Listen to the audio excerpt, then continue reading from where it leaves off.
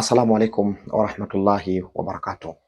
Nisikilize kwa makini. Kama una vita ya kurogwa, yani una vita ya uchawi, unafanyiwa uchawi, unafanyiwa sihri, unafanyiwa hasad, unapigwa vijicho, unafanyiwa uadui wa waziwazi, naomba leo nisikilize kwa makini. Kama kuna kikundi cha watu ama kuna mtu amekukalia kazi yake ni kuhakikisha anapambana na wewe kwa njia zote, kuhakikisha anakudondosha, kuhakikisha unakosa amani katika maisha, kuhakikisha kila unalolishika haliendi, anakula sahani moja na wewe. Insha Allah, naomba leo nisikilize kwa makini. Nataka nikakufunze moja katika the best way, namna gani unaweza ukafanya kumshinda huyu adui, na si kumshinda tu, bali kumteketeza, bali kumuangamiza, bali kuteketeza na kumaliza kabisa hila zake na mbinu zake chafu, na kumgaragaza, kumwacha chali kabisa kwa idhini ya Allah subhanahu wa ta'ala. Nisikilize kwa makini ndugu yangu, huenda hii njia ikakufuta machozi uliolia muda mrefu, huenda hii njia ikakusaidia na wewe ukamuona wazi kabisa adui yako akidhalilika mbele ya macho yako kwa idhini ya Allah subhanahu wa ta'ala. Hii haina mchezo baba yangu, hii haina kurudi nyuma baba yangu. Usifanye mchezo kabisa na hichi ninachokwenda kukufundisha, kitu adhim, kitu kikubwa, kitu kizito kabisa kabisa juu ya kila dhalim anayemtesa mtu. Na ninakukusudia wewe unanitazama, kama unamdhulumu mtu, kama unamroga mtu, kama unamfanyia mtu hasadi, kama una roho ya kutu na mtu, unamfanyia uadui wa waziwazi mtu, ndugu yangu, na kutafadhalisha juu ya hichi ninachokwenda kuwafunza kwa idhini Allah subhanahu wa ta'ala. Ikiwa unayemdhulumu akatumia hii kitu, umeisha ndugu yangu, umeisha kabisa kwa idhini Allah subhanahu wa ta'ala. Umeisha, umesambaratika, umekwisha kabisa ndugu yangu, kama atatumia haya ninakwenda kukufunza. Nisikilize kwa makini. Awali ya yote, kwanza jifunze huu uradi unaosema subhanal qawiyul muntaqim la ilaha ghayruhu dhul kibriyai wal jabarut. Narudia tena, sikilizeni huu uradi unavutisha. Sikiliza huu uradi unavotikisa mbingu na ardhi zote kwa idhini ya Allah subhanahu wa ta'ala. Subhanal qawiyul muntaqim la ilaha ghayruhu, la ilaha ghayruhu dhul kibriyai wal jabarut. Narudia tena, subhanal qawiyul muntaqim la ilaha ghayruhu dhul kibriyai wal jabarut. Nini maana ya huu uradi? Wallahi alazim, ndugu yangu Muislam na mpenzi katika imani, kokote pale ulipo duniani, haya maneno kwanza ukiyasema unauhisi mwili wako namna unavyotikisika kwa uzito wa maneno haya. Yani wewe mwenyewe ukiyatamka tu unaihisi kuna kitu kipo katika mwili wako, unahisi mwili unavyoitika kwa uzito wa maneno haya. Vipi atakapokwenda kushuka juu ya kichwa cha dhalimu anayekudhulumu muda mrefu?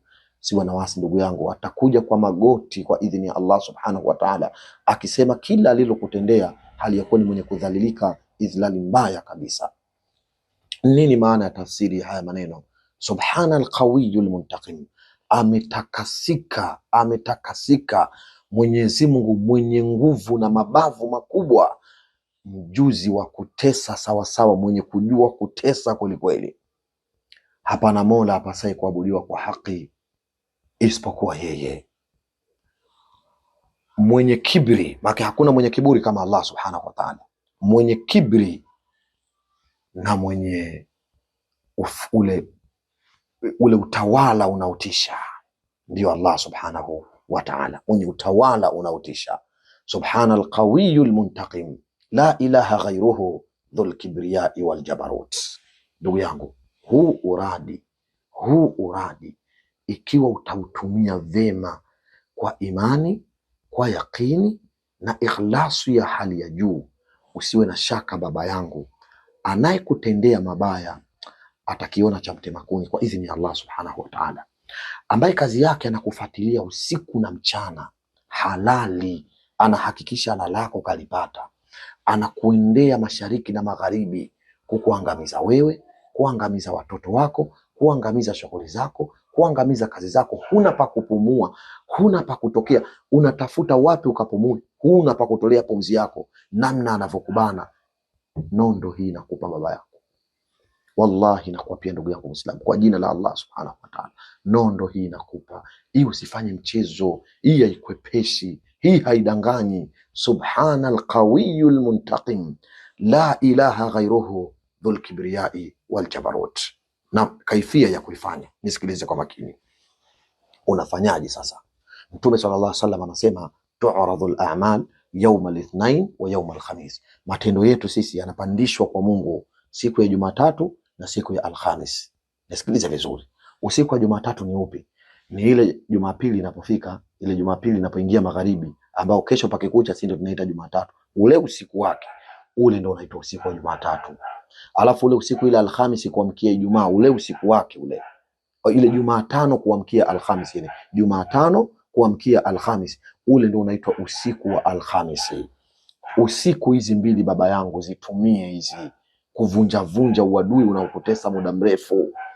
Zitumie hizi usiku mbili kuvunja vunja na kumaliza adui yako na kumteketeza, anayekuharibia watoto, anayekuharibia biashara, anayekuharibia kazi yako, anayekutesa usiku na mchana. Tumia hizi, wacha kukimbilia kwa waganga. Utakwenda kupoteza pesa za bure, utakwenda kupoteza mbuzi, utaitishwa kuku, utaitishwa vitu kibao. Wacha kupoteza pesa, wacha kupoteza gharama. Hii nakupa ndo ina siri kubwa baba yangu. Tumia usiku kuwateketeza hawa viumbe waovu, viumbe washenzi ambao kazi yake wanakaa wanakufuatilia usiku na mchana. Mtu anaumia mpaka unakula nini, chakula unachokula kinamuumiza nafsi yake, kinamuumiza roho yake, anatamani ukose hata ile chakula, ufe na njaa. Sasa mwambie utaanza kukauka wewe hapa duniani kwa idhini ya Allah subhanahu wa ta'ala. Amka usiku huo baba yangu.